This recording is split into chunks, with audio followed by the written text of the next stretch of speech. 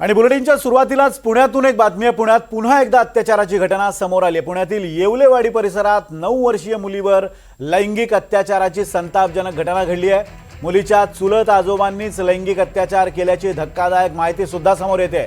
या संदर्भात येवलेवाडी पोलीस स्टेशनमध्ये गुन्हा दाखल करण्यात आला असून नराधम आजोबाला अटक करण्यात आली आहे। पुण्यातून ही महत्त्वाची बातमी आहे। धनराज झुपरे बालाटी असे आरोपी आजोबाचं नाव आहे। पीडित कुटुंब हे मूळचं नेपाळचं असून कामानिमित्त ते पुण्यात राहत होतं आणि यापैकीच एका नातेवाईकानं या 9 वर्षीय मुलीवर अत्याचार केला आहे। चुलत आजोबा होता आणि त्याला आता येवलेवाडी परिसरात हा सगळा प्रकार घडलेला आहे। धनराज झुपरे बालाटी असे आरोपीचं नाव आहे।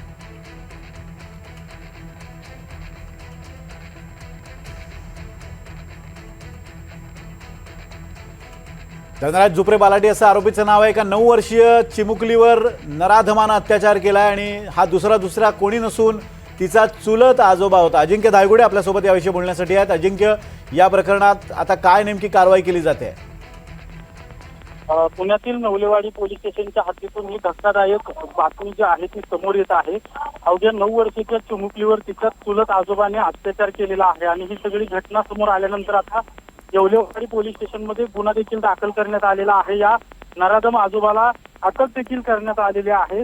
धनराज झुपरे असं या झुपरे बालाटी असं या आजोबाचं आरोपी नाव आहे।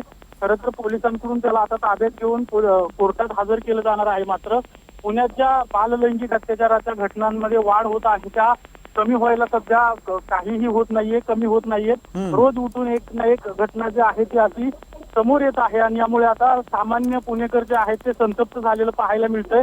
येवलेवाडी पोलीस स्टेशनच्या हद्दीत देखील अशी घटना समोर आल्यानंतर पोलिसांचा फौजफाटा तैनात करण्यात आलेला आहे आणि कोणतीही अनुचित घटना घडू नये किंवा जमाव जमू नये यासाठी पोलिसांकडून सध्या काळजी घेत असल्याचं आपल्याला पाहायला मिळतंय।